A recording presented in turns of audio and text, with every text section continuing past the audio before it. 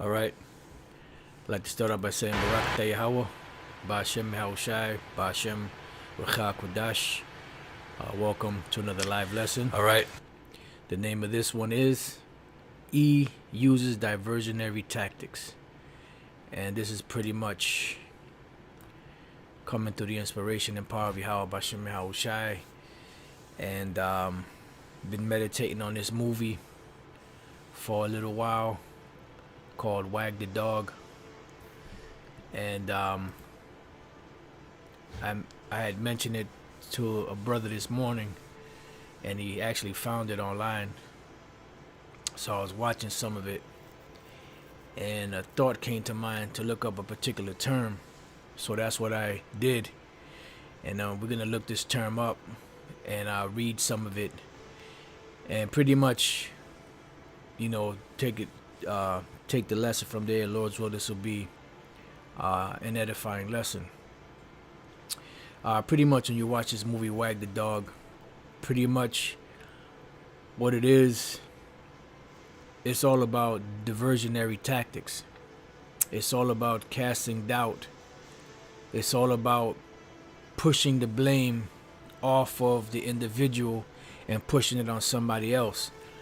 And when you see the way that devils like Vocab Malone or Mark Reiser, John Mark Reiser, Mark John, however the hell his name is, when you see the way that they deal, right, is very deceptive, because the way they come is they'll ask questions, but then when you ask them questions, they'll divert our questions, they'll downplay our questions.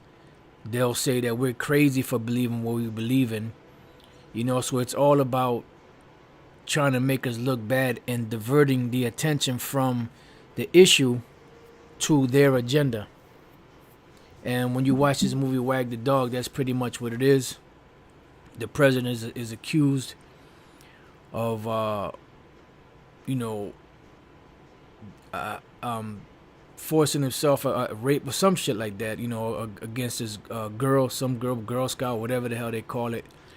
And the job of Robert De Niro and Dustin Hoffman in this movie pretty much is to paint a narrative of some type of diversion that can take the attention off of the president just long enough for him to be reelected, and put the focus of the people on other issues, such as fake wars that they create. And if you ever notice, like when you watch different movies, you have actual anchors from CNN or from different news medias, MSNBC, and they're actually in the movie, acting like they do when they report.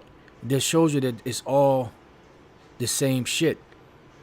The movie V for Vendetta, they brought that out about, that the job of the government is to make up the story. The job of these anchors is pretty much just to report it. And that's what you have. You pretty much have these made up stories that are being brought up to divert the attention from the guilty and put the attention on the citizens, because they're trying to make the Hebrew Israelites a terrorist group. And all they have to do is just put some bullshit on TV, on the news, and it doesn't matter if it's true or not. What matters is the lasting impression that it leaves in the minds of the people. So now in their minds, even though it could come out that was all a hoax, in their minds of the people, it's already in their mind that the Hebrew Israelites are a terrorist group. I knew I didn't join them for a reason. So it's already out there, and that's what Esau does, through these different diversionary tactics. And they keep talking about the victims and actors, of this whole thing. And I remember when they first reported it, I don't remember the Jake being a light-skinned Jake. I mean, the apostles brought that out, and other brothers brought it out. I don't really fully remember that, but I do remember that the chick looked more like a brown-skinned Latina chick, She kind of could have passed for like maybe a Dominican or a darker skinned Puerto Rican chick. You know, now the one they got on there looks like Sister Cherry Love. You know, but the one they first had up there, she looked totally different than the one they have up there now. And that's what they do. You know, they keep changing the story. It went from black Hebrew Israelites to the Nation of Islam. Now they found some new information to where they found a phone number that Jake had of this Arab dude. And, you know, so it's just like all kind of spins and bullshit that's going on. And when you watch this movie, they show you pretty much the tactics that Esau uses, which I'm surprised they let this movie come out. They show you the tactics that Esau uses to divert the attention of the people. So now let's get that real quick. Salaki, I know I'm a little long-winded in the intro, but this is what I looked up. I looked up diversionary tactics are just what the term implies. Tactics used to try to detail and silence an argument rather than address it. See? So this is pretty much Vocab Malone's way of dealing, you know, the media and Esau in general. You know, this is how to spot 10 classic diversionary tactics and not get derailed. This is from Daily Life. And I put these in the description box. It says diversionary tactics are just what the term implies. Tactics used to try to derail, silence an argument rather than address it. And they never address the issues. We have to address and prove. And the reason why they have us, they divert and they have us to prove our position, which we do because we're defenders of the gospel, the true defenders of the gospel, by the way, is because they're taking the information that we give them and the scriptures that we give them so that they can in turn put a spin on it. So all the scriptures that we bring out that prove our position through the spirit and power of Yahweh by Shemal Shai, they take them and try to put another spin to it. Just like example, Deuteronomy 28:68, that no man shall buy you. See, so nobody's going to buy you. So that proves that you are not the Israelites. So that's what they do. They take what we teach and the breakdowns that we teach to flip it around, as they always do, like the Jesuits always do. You know, and that's what the job of the Jesuits is to turn the religions, so-called religions that they infiltrate, to the favor of whatever religion they're a part of, in their case, the Roman Catholic Church. And this pretty much what it is. It's just the Jesuits trying to turn the Hebrew Israelites back to the Jesuit and the Roman Catholic Church, just like they did with ICGJC. You know? So it says, in all fields and settings, and can be particularly frustrating for women in male-dominated environments, whether in meetings or online, who find their points are ignored or not taken seriously. So they, you know, keep in mind, you know, they're bringing in all kind of bullshit into this, but the point is the diversionary tactics. So don't be derailed, as they say, by women and the LGBTQ and all that bullshit. We're just dealing with the diversionary tactics that Esau uses, and there's 10 of them, and you'll see them when you watch Vocab Malone and others. You know, you'll see how they do their thing. And Lord's, I'm gonna read some of these, and then we're gonna get some precepts. Diversion number 1: the Fox Concerned Troll. Concerned trolls are well known online, and we know that very well, but they exist offline as well. The Fox concern is the same regardless of the medium of communication. Any response that begins with "perhaps you should spend less time on X and more time on Y." So if you're focusing on the Amalek are not the Israelites, you know, they'll say, well, the Hebrew Israelites, you know, are not. You know, you so-called blacks and Latinos are not. So it's like a way of diverting attention from the premise, you know, from the subject. It says should set off an alert that diversion 1, aka the Fox concern troll, may have been triggered. For example, maybe you should spend less time worrying about refugees and more time worrying about poor people born in your own country. The key here is that they do not address your points. Does anything come to mind? Anybody come to mind? Vocab Malone, Mark Reiser, Agent Mark Reiser. They immediately divert to another topic. You see? Often the person using this kind of diversion doesn't really give the other issue they claim is more important any credit either. They just don't want to listen to what you have to say, bottom line. And that's what it is. It's a thing of diversion. Because the people don't want the truth. He doesn't want the truth to come out. They want the lie to remain because it's beneficial for them. And they want to belittle your points or concerns. And that's why they say, you guys are rapists, or this is a ridiculous thing. There was an Edomite on there. Brothers know the video. They've been watching. I believe the Elder Karatazabad did something on it, if I'm not mistaken. Or I saw a video that somebody was sending around about this Edomite that one Edomite came to one camp, and they called them individuals that were dealing with him, them Israelites that were dealing with him, cowards because they didn't want to address his issues. It was a bald-headed Edomite, But the guy, they said, this is the most ridiculous thing that I've ever heard, and because this is what they're applying. They're applying that diversionary tactic. It says obvious exceptions might include parents, loved ones, bosses, teachers, and academic supervisors who rightly or wrongly might have some credible or well-meaning advice about where you should be directing your energies. Diversion number 2, the one who demeans. Rather than focusing on your argument and acknowledging or criticizing the relevant points about these people in the land of Israel not being the real Jews, the Israelites being the so-called Negroes, Latinos, and Native American Indians, reincarnation being in the Bible, slavery coming to those Edomites and other nations that have had their hands, in putting the real nation of Israel in slavery, the so-called Negroes, Latinos, Native American Indians. Those issues or points they don't deal with. It says this person will intentionally use demeaning language to gently and patronizingly suggest you are cute but dumb, nice but undereducated, and so on. And that's what they do. Or since we didn't go to school or college, they try to use that, the ghetto scholarships.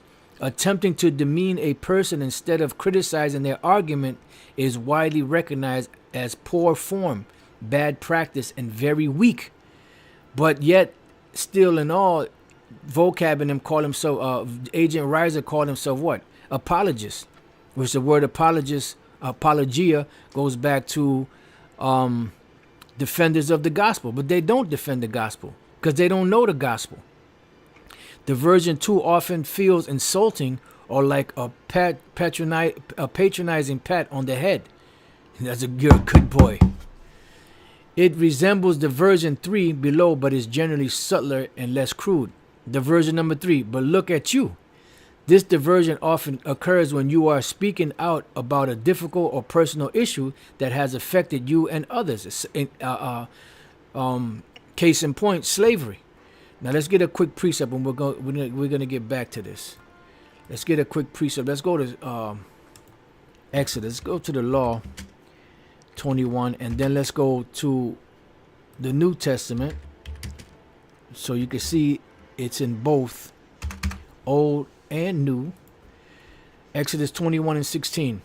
It says, and he that stealeth a man, which Esau has done, Ishmael has done, Ham has done, the other nations have done, and selleth him, which they all have done, or if he be found in his hand, because we're still found in Esau's hands, he shall surely be put to death. So this is a penalty for stealing somebody or holding them captive, kidnapping them, putting them into slavery. This is the penalty, death. But they don't want to address that issue. Let's go to Revelation 13. My bad. Let's see. Let's go back. Let's see if I could. Yep. Revelation 13 and 10. He that leadeth into captivity. What is captivity? Slavery. He that leadeth into captivity shall what? Shall go into captivity. But these issues they don't want to deal with. It says, he that killeth with the sword must be killed with the sword. And Esau has done that. The other nations have done that. And they don't want to address those issues. And that's why they don't want to address the issue of reincarnation, even though reincarnation is all throughout the scriptures. Because they figure if they can deny it, they don't have to suffer the consequences that are written in the scriptures. But the Lord got everything covered, man. Romans 3:3. For what if some did not believe? Shall their unbelief make the faith of the Most High without effect? So just because you don't believe, is that going to make the promise or the prophecies of the Lord not come to pass? It says the Most High forbid. Yea, let the Most High be true, but every man a liar. Why? Because the Most High's word is what's going to stand. And this is why when we're teaching, we should stand on the word. We should teach the word, not personal attacks, none of that other stuff. Teach the word. It says, like the scripture says, so that because they could say nothing bad against you. I can't really think of it right now. If it comes to me, or if I remember the scripture, I'll bring it out, Lord's will. As it is written, that thou mightest be justified in thy sayings, something along the lines of having no evil thing to speak about you, or something like that. As it is written, that thou mightest be justified in thy sayings, and mightest overcome when thou art judged. Why? Because we're standing upon the words of Yahweh Bashem Yahushai.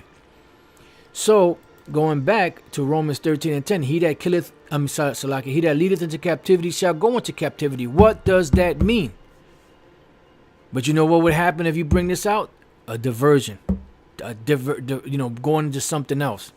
He that killeth with the sword must be killed with the sword. What does this mean? And why won't you address this? Unless you're using diversionary tactics, which they are. Here it says, here is the patience and the faith of the saints. And, by process of elimination, you will have to ask, who are the saints? And when we go to the scriptures, the saints are the Israelites. And when you check out the characteristics of the Israelites, it fits us, the so-called Negroes, Latinos, and Native American Indians, on all levels.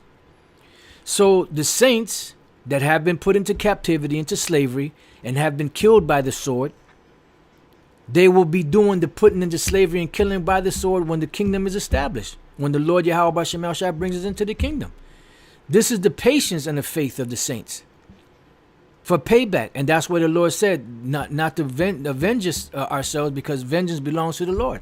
He's the one that's going to bring the vengeance. But it says he's going to use his people, the Israelites, to bring forth that vengeance.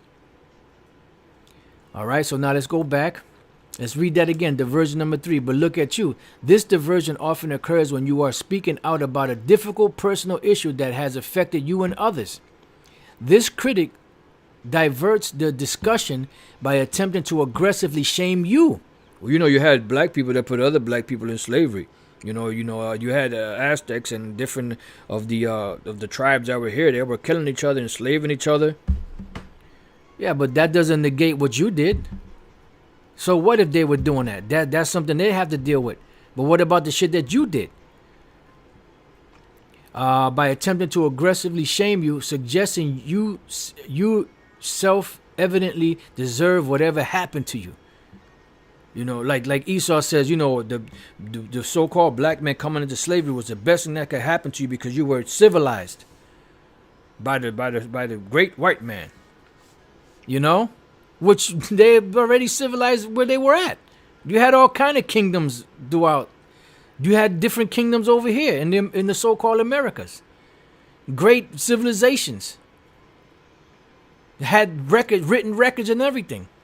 Had architecture that was built and all of that.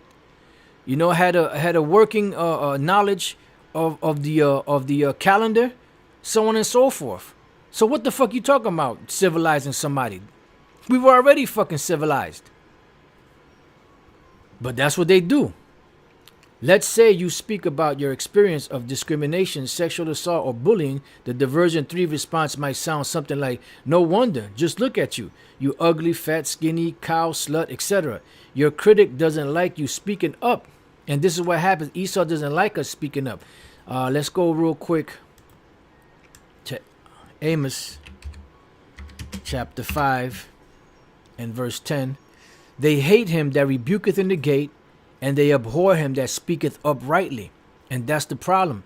They hate him that rebukes at the gate, and they abhor or they avoid him that speaketh uprightly. Because the word abhor does not mean to hate. It means to avoid. And they abhor him that speaketh uprightly, because the majority of people do not want the truth, because the world isn't, the whole world lieth in wickedness. So they try to belittle your appearance, size, weight, alleged sexual history, and so on. Diversion 4. But what about the Middle East? See? So now you're dealing with a situation here, right? About how Esau put Jacob into slavery and the other tribes. Then they'll say, well, the Arabs did it, the Africans did it. So yeah, but what about you? When are you gonna take responsibility for the shit that you did? Never mind them, they're gonna be dealt with. What about you? And that's what Esau does. He tries to deflect everything away from him, like he's so innocent. Say you present information on violent attacks against LGBT, which is bullshit. But like I said, don't think about this. Think about the tactic, the diversionary tactic that they use. People in your community, one diversionary response is, you think gays have it bad here? What about in the Middle East? Which, that's, like I said, this is bullshit. But pretty much what they do is they try to say, okay, well, you really don't got it that bad here. Look at over there in them different countries where they really got it bad. It says, what about in the Middle East? This tactic is frequently used to divert discussions about various freedoms or social or safety issues impacting women, children, LGBT people, sex workers, people with a disability, racial minorities, and so on. And this is the main point we're dealing with, the racial minorities and the shit that they doing. And really, we are the majority. They say that we're the minority. We're not the minority. We outnumber these devils. So we are the majority. But the minority, they meaning like the looked down upon, the downtrodden, insignificant, when they're the ones that's really insignificant. The basic argument is that nothing needs to be done at home because things are worse elsewhere. People are being bashed. Well, they are being murdered somewhere else. Women are raped and murdered here. It's worse somewhere else. It aims to shut down an uncomfortable topic by pointing the finger elsewhere. And this is what Vocab or Agent Riser and the rest of them devils do. To another country or culture, or even to a former time when things were harder. This does nothing to solve the issue at hand and serves only to push away any sense of there being a real and immediate problem. Don't be diverted. Problems at home and in the here and now matter too. So pretty much, we have to stay focused on what? On the scriptures and not be diverted. And that's what happens when you do these so-called interviews. That's why we don't do no interviews, because everything is a diversionary tactic. They're trained in how to talk to people. You have to remember, these people do not care about what we teach. All they care is about trying to make us look bad, trying to act like they're addressing the issue when they're not. Diversion number 5. I'm read this and then you brothers can read the rest, and I'm gonna hit some precept after this. Diversion 5. Textbook diversions, or what about men? This is a textbook first reply diversion along the lines of diversion 4, in which the responder attempts to change the subject immediately. Like when you bring up reincarnation, or when you bring up slavery, and seeing that they can't deny that slavery actually happened, what do? Well, Deuteronomy 28:6-8 means that nobody shall buy you, so that proves that doesn't apply to you. When they have no clue what that means. That pretty much means that no man will be able to save you. There was no man that rose up, because Yahushua already did that 2,000 years ago, and he's coming back. He says he's not going to meet Esau as a man. So when Yahushua comes back, he's coming to redeem the purchased possession. No one has been able to do that. Many so-called leaders tried, whether they were sincere or whether they were fake, and nobody is able to get us out of the condition that we're in. We're still in the same condition. Ain't nothing changed but the weather and the time. For example, let's say you talk about reports of high rates of domestic abuse against a particular demographic, women. The diversionary response is, what about men? It's not that this question should not be raised. It should rather, this question demands immediate discussion of a different topic, which is what makes it a textbook diversion. And they have their textbook diversions. You have these media people, these politicians, they're trained on how to speak. And when you watch this movie, Wag the Dog, they show you that.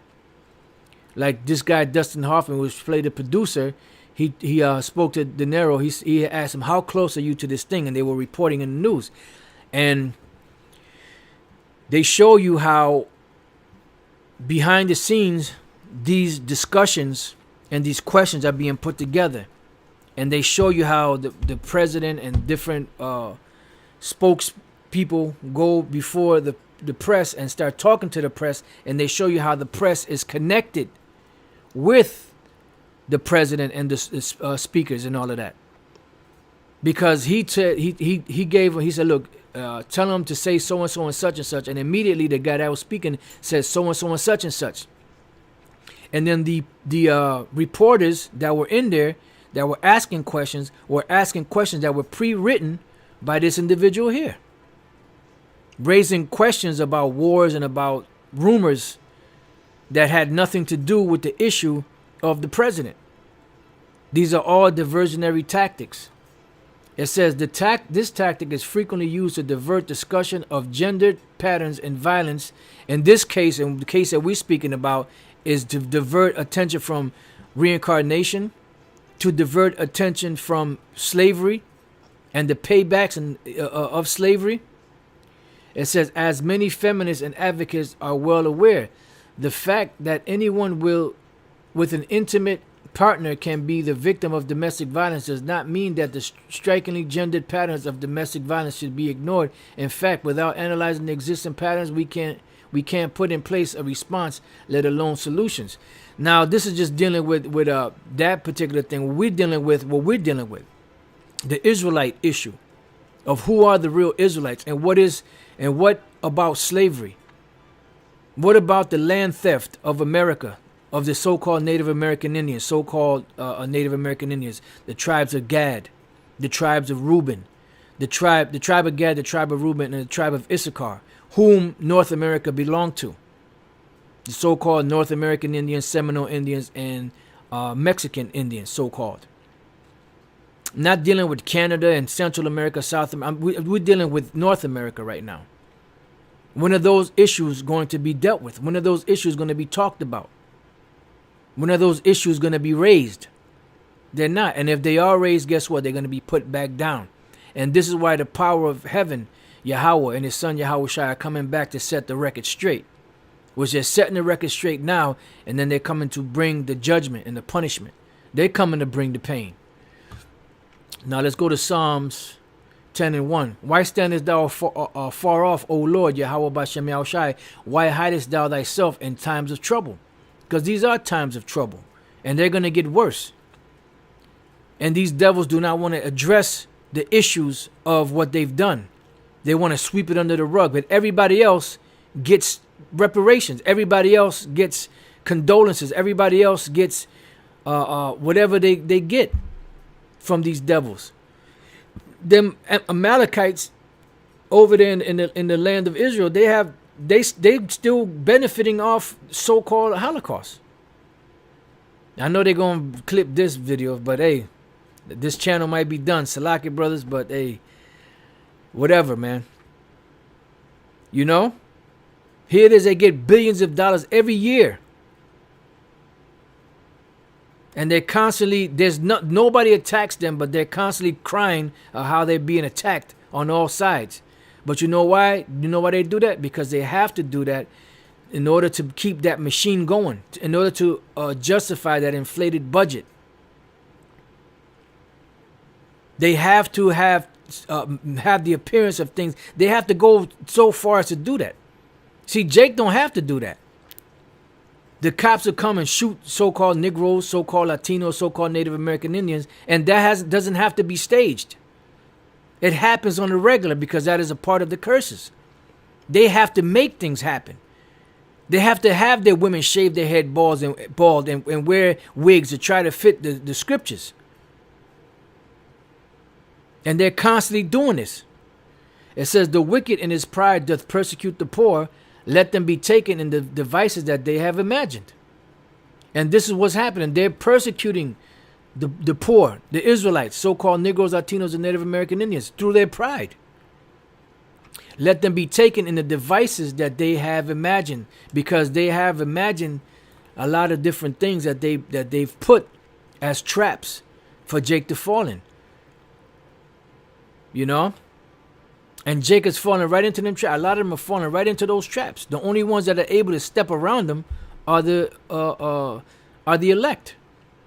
For the wicked boasteth of his heart's desire, and blessed the covetous whom the Lord abhorreth.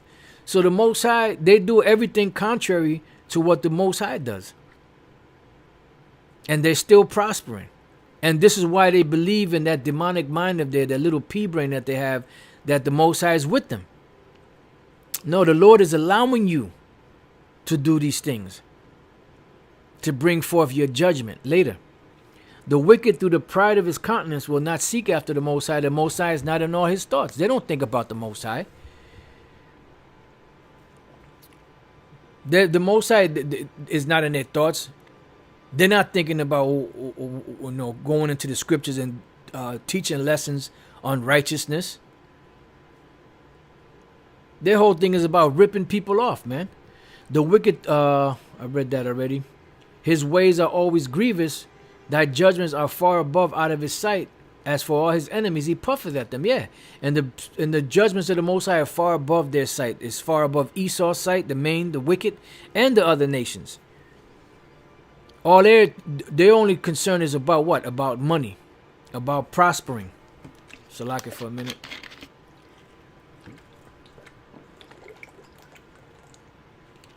Salaki, brothers. He have said in his heart, I shall not be moved, for I shall never be in adversity. And they never think that they're going down. His mouth is full of cursing and deceit and fraud. Under his tongue is mischief and vanity. And that's why you want to know when he's lying, every time his mouth is running, he's lying. He sitteth in the lurking places of the villages, in the secret places of the murder of the innocent, because he's setting up all these different traps for people to fall into. He's pushing everything to go into a cashless society. He's pushing everything to be biometrically set up so that he can have the ability to easily push that chip. It says, his eyes are privily set against the poor, and that's what he's doing. Behind closed doors, his eyes are privily or privately set against the poor. But in the public's eye, he tries to make it like a benevolent thing. But when you really scrutinize what he's really doing behind the scenes, he's trying to figure out ways to destroy Jake through the foods, through the bad liquor that they push into the cities, so on and so forth. He lieth in wait secretly as a lion in his den. He lieth in wait to catch the poor. He doth catch the poor when he draweth him into his net. And that's what's happening. You know, he's drawing Jake into this net. And there's a lot of people that's falling for the okie doke. A lot of Jakes that's falling for this. He croucheth and humbleth himself. Yeah, he comes with smooth words. That the poor may fall by his strong ones. And what are his strong ones? His military, his police force, riot police, FEMA troops, so on and so forth. That's why now they got a new special task force just for dealing with so-called black extremists. You know? He has said in his heart, the Most High hath forgotten, he hideth his face, he will never see it. So they thinking that the Most High is never going to hold them accountable and make them pay for all the crimes that they committed. Arise, O Lord, O power, lift up thine hand, forget not the humble. Wherefore doth the wicked contemn the Most High? He hath said in his heart, thou wilt not require it. And they think that they'll never have to pay for that. Thou hast seen it, for thou beholdest mischief and spite, to requite it with thy hand. The poor committeth himself unto thee. Thou art the helper of the fatherless. Break thou the arms of the wicked, and the evil man seek out his wickedness till thou find none. All right.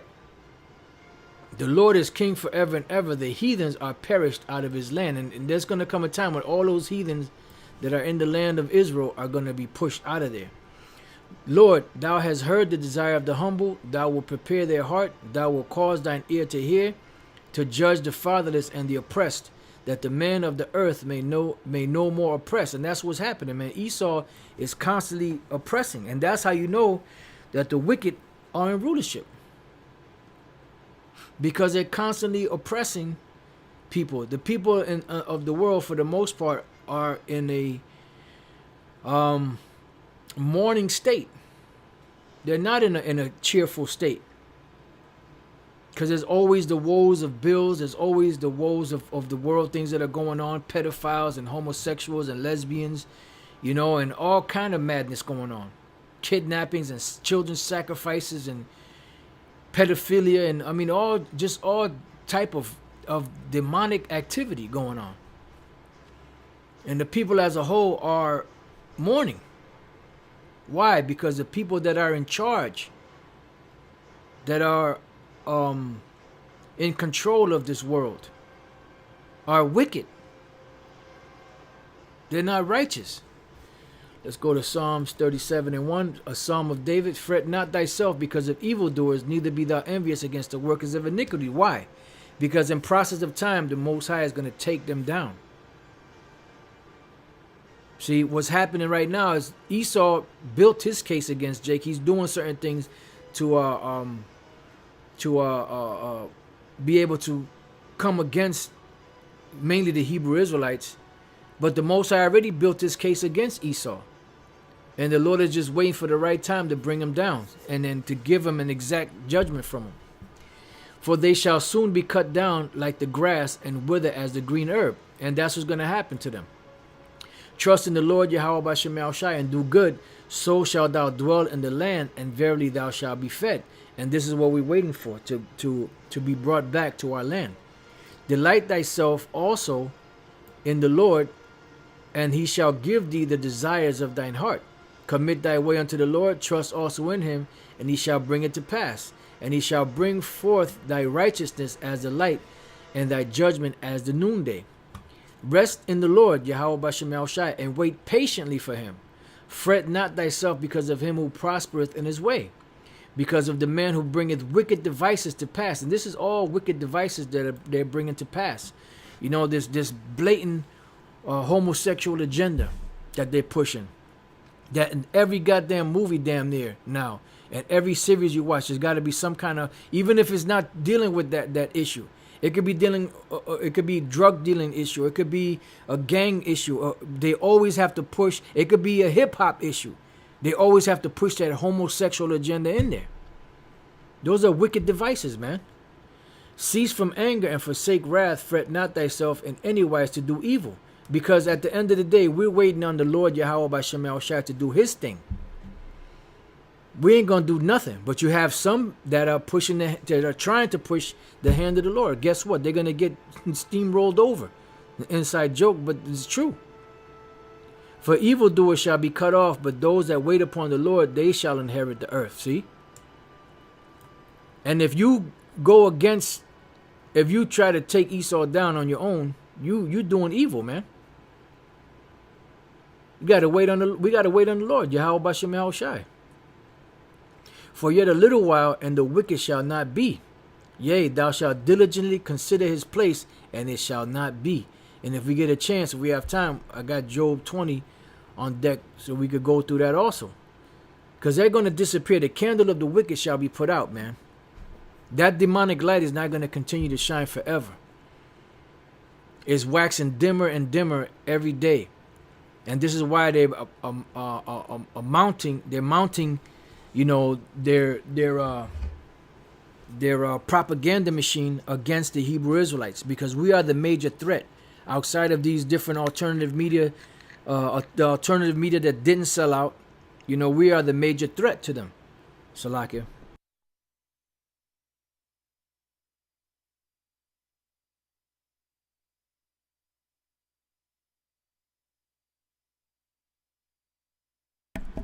So like I had to take a big swig out of this water. So that's why they're doing that. It says, but the meek shall inherit the earth and shall delight themselves in the abundance of peace. The wicked plotteth against the just and gnasheth upon him with his teeth. See? And they're plotting. They're constantly plotting. The Lord shall laugh at him, for he seeth that his day is coming. And the Most High already sees that this devil, you have an expiration date. You know? And the Lord sees that. And eventually you will be taken down when the time comes. The wicked have drawn out the sword and have bent their bow to cast down the poor and needy and to slay such as be of upright conversation. And this is why they don't want to address any of the real issues concerning the scriptures, because they already have an agenda. That's why they got devils like Agent Reiser, Mark Reiser, to come against this thing. He's talking about he's the expert, whatever, in the Hebrewism. You don't know shit, man. You don't know a goddamn thing. Goddamn agent. They're desperate to have to hire somebody like Vocab. Their sword, or should I say, Agent Mark Reiser. Their sword shall enter into their own heart, and their bow shall be broken, because your enterprise is not going to prosper. It's going to fail, as it states in Job the 5th chapter. A little that a righteous man hath is better than the riches of many wicked. Why? Because the riches that they got by deceit. And eventually those riches will be transferred or translated over to us, the Israelites. For the arms of the wicked shall be broken, but the Lord upholdeth the righteous. So their power is going to be broken, but the Lord is going to uphold the righteous. So you mounting up this attack against the Israelites, but the Lord is going to stand up for us. The Lord knoweth the days of the upright, and their inheritance shall be forever. They shall not be ashamed in the evil time, and in the days of famine they shall be satisfied. But the wicked shall perish, and the enemies of the Lord shall be as the fat of lambs that shall consume, and to smoke shall they consume away. So you're going to melt. Just like you take lambs and all that, you take the fat and all in the different parts of the lamb, and you throw them in the fire, and that fat disappears. It melts. That's how you're going to melt in this destruction. But those of you that are a part of the elite are going to make it, because you're going to be the first crop of slaves, the kings and the princes that are considered to be, which they're not kings and princes, but they're in that position right now. Afterward, they will be brought down to pauper status, which is their proper place. The wicked borroweth and payeth not again, but the righteous showeth mercy and giveth. For such as be blessed of him shall inherit the earth, and they that be cursed of him shall be cut off. And this is what we're waiting for. Your cut off, man, your expiration date. The clock is ticking, E. The steps of a good man are ordered by the Lord, and he delighteth in his way. Though he fall, he shall not be utterly cast down, for the Lord upholdeth him with his hand. I have been young, and now am old, yet have I not seen the righteous forsaken, nor his seed begging bread. He is ever merciful and lendeth, and his seed is blessed. Depart from evil and do good, and dwell for evermore. For the Lord loveth judgment, and forsaketh not his saints. They are preserved forever. But the seed of the wicked shall be cut off. So you're going to be cut off. You're not going to be able, once your empire is destroyed, America, Babylon the Great, when the Heavenly Father destroys this place and the land of Israel, and your rule is put down, you will never rise again. You'll just go into captivity for the time that you have to go into captivity for, and after that period of your captivity, you will be grounded up and burnt up, and you will not have any remnant left to start anything again.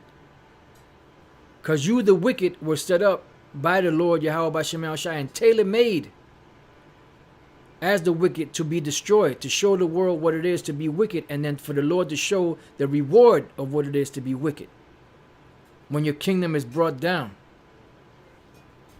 The righteous shall inherit the land and dwell therein forever. The mouth of the righteous speaketh wisdom, and his tongue talketh of judgment.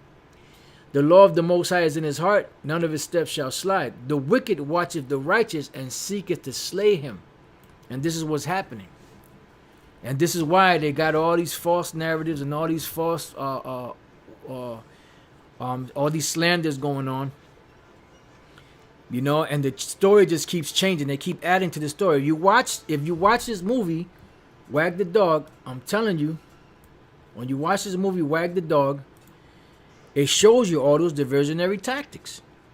And they're sitting there bouncing ideas back up off each other, you know, and then there's a no, we don't, yeah, that's good, that's excellent, good, that's real good. And they'll add it to the script, and as the movie progresses, you see the script that they put together in secret coming to light in, you know, a movie that they're putting together in the media and the things that they're addressing, all done in the name of getting the focus taken off of the president. Diversionary tactics. Hence, diversionary tactics. The Lord will not leave him in his hand, nor condemn him when he is judged. Why? Because this devil is unmerciful. But through the Lord Yahweh Shemel shall we find tender mercies. Wait on the Lord and keep his way, and he shall exalt thee to inherit the land. When the wicked are cut off, thou shalt see it. Psalms 91, only with thine eyes shall I see and behold the reward of the wicked. I have seen the wicked in great power and spreading himself like a green bay tree, right? Yet he passed away, and lo, he was not. Yea, I sought him, but I could not. He could not be found. All right, let's get a couple of precepts on that. Oh, Lord. Psalms 92 and 4. For thou, Lord, hast made me glad through thy work. I will triumph in the works of thine hands. O Lord, how great are thy works, and thy thoughts are very deep.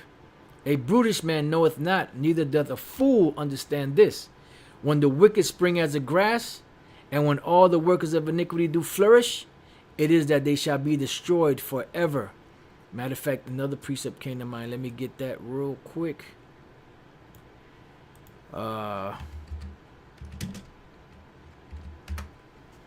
it ain't hard to tell who the wicked are.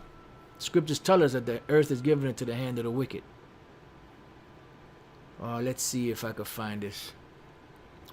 Job chapter 27, verse 13. This is the portion of a wicked man from the Most High, and the heritage of oppressors, which they shall receive of the who? The Almighty. Not somebody going to some goddamn gun range and all that bullshit. If his children be multiplied, it is for the sword, and his offspring shall not be satisfied with bread. Those that remain of him shall be buried in death, and his widow shall not weep. Though he heap up silver as the dust, and prepare raiment as the day, he may prepare it, but the just shall put it on, and the innocent shall divide the silver. Beautiful, man. He buildeth his house as a moth, and as a booth that the keeper maketh. The rich man shall lie down, but he shall not be gathered. He openeth eyes, and he is not. Terrors take hold on him as waters. A tempest stealeth him away in the night. Can you imagine that? These devils, they're going from that lofty state that they're in, from that being able to go anywhere in the world, buy anything that you want, eat anything that you want, have this freedom, living it up. I mean, just having the time of your life, to going down to straight up pauper status, being beat over the head, being put into captivity, into slavery, not being able to go and come as you please. That's going to be something, man. All right, let's get one more. Job 20 and 4. Knowest thou not this of old, since man was placed upon earth, that the triumphing of the wicked is short, and the joy of the hypocrite but for a moment? Though his excellency mount up to the heavens, and his head reach unto the clouds, which they did when they went up to the space station, but also they've been exalted as a nation. Yet he shall perish forever like his own dung. They shall have they which have seen him shall say, where is he? Because he's going to be gone. He shall fly away as a dream and shall not be found. Yea, he shall be chased away as a vision of the night. He's going to be gone. It's going to be like a bad nightmare. Like it tells us, and I believe it's Psalms 126. The eye also which saw him shall see him no more, neither shall his place any more behold him, because he's going to lose his position. He's going to lose his status. His children shall seek to please the poor, and his hands shall restore their goods. And they're going to restore the goods.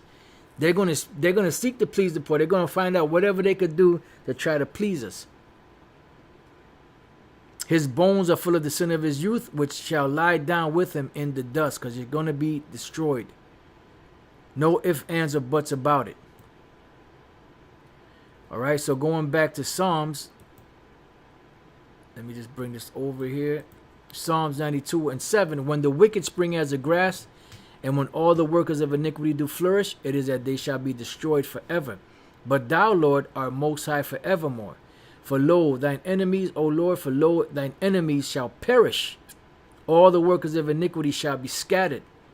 But my horn shalt thou exalt like the horn of a unicorn.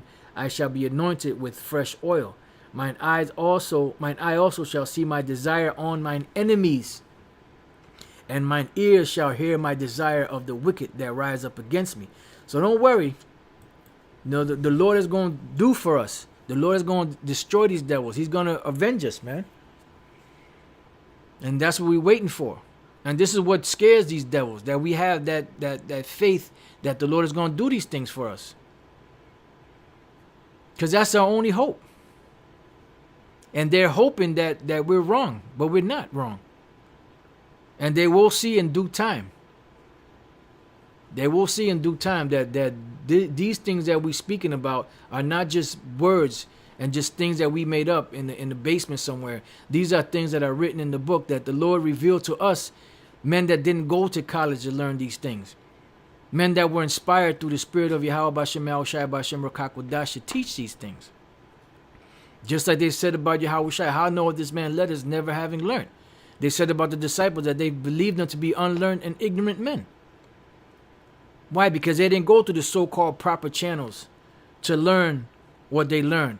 But the things that they learned were things that were beneficial to the spirit, the things, the deepest secrets of the Most High Yahweh. By Hashem Yahushai. Mark, let's go back to Psalms 37:36. Yet he passed away, and lo, he was not. Yea, I sought him, but he could not be found. Mark the perfect man, and behold the upright, for the end of that man is peace. But the transgressors shall be destroyed together, the end of the wicked shall be cut off. But the salvation of the righteous is of the Lord. He is their strength in the time of trouble. And we're going to need the Lord Yahweh Bashem Yahushai, especially when shit gets really bad. I mean, we need him now. We need him every day, but especially when things get bad. And the Lord Yahweh Bashem Yahushai shall help them and deliver them. He shall deliver them from the wicked and save them because they trust in him. So the Lord is going to deliver us from the wicked, not no man. That's why it says that no man shall buy you. Another part in Deuteronomy 28 says no man shall save thee. I believe it's 2 or 3 times in the curses. Just written in different forms. But all saying the same exact thing. You know? Let's see what else we have.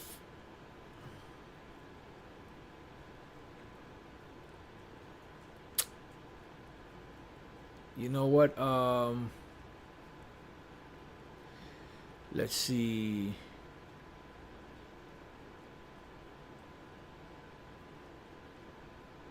Just bear with me 1 second.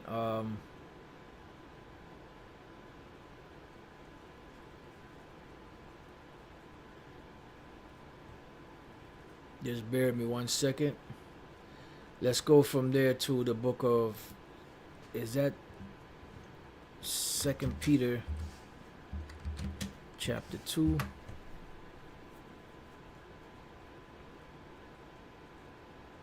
Right, 2 Peter 2:9, and we'll close out on this. The Lord knoweth how to deliver the godly out of temptations, and to reserve the unjust unto the day of judgment to be punished. And this is why Yahushua gave the disciples that prayer of the Our Father prayer, which covers everything that we need for protection and everything. Protection, food on our table, being taken care of. But chiefly them that walk after the flesh in the lust of uncleanness and despise government. Presumptuous are they, self-willed, they are not afraid to speak evil of dignities, which is going into something else. But the point is, the Lord knoweth how to deliver the godly out of temptations, and to reserve the unjust unto the day of judgment to be punished. Let me see. There's a scripture.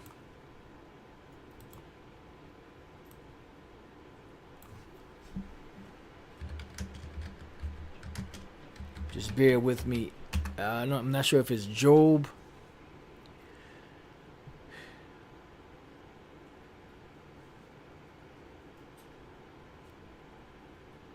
This is a good one, but this is not what I was looking for. But Sirach 10:14. The Lord has cast down the thrones of proud princes, and set up the meek in their stead.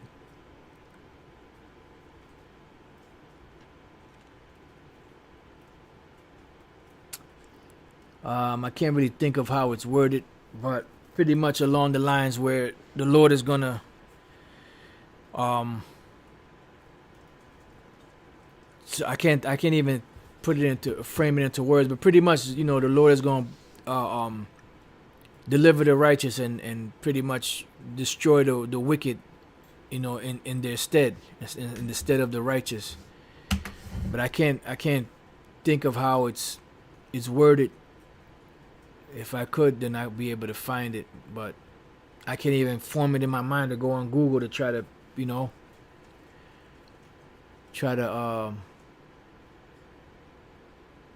oh man, Proverbs 11:8. The righteous is delivered out of trouble, and the wicked cometh in his stead. That's it. Hey, so that's it right there. All right, so with that, pretty much could close on that. The point is pretty much made. This has been E uses diversionary tactics, and I put those in the description box. This is, where is it? This is, 10, how to spot 10 classic diversionary tactics and not get derailed. And like I said, forget about the woman thing and the LGBTQ. Just apply it to the scriptures. Apply it to what we're dealing with, the situations we're dealing with, slavery and the deaths and the murders and all that, and the things that we deal with in the scriptures. And you could apply these same principles to that, because this is what Esau does. This is just what they call a boilerplate, way that they divert people from to make their point. Number 6 is do something about it. Number 7 is if you can't do everything, do nothing. Number 8, I challenge you to explain everything. Number 9, who do you think you are? Shame on you. How dare you? And that's what Esau looking at us. How dare you? You niggas and spicks. How dare you? Bring up any of this to our face. Do you know who we are? The old switcheroo, and that's what they do. That's what they do. That's what the devil does. All right, so with that, I pray that your brothers have been edified. And till the next time I say, Shalom.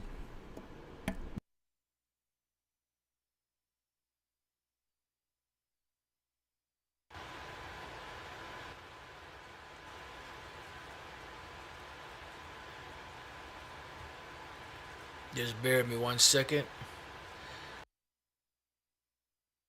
Let's go from there to the book of, is that 2 Peter chapter 2?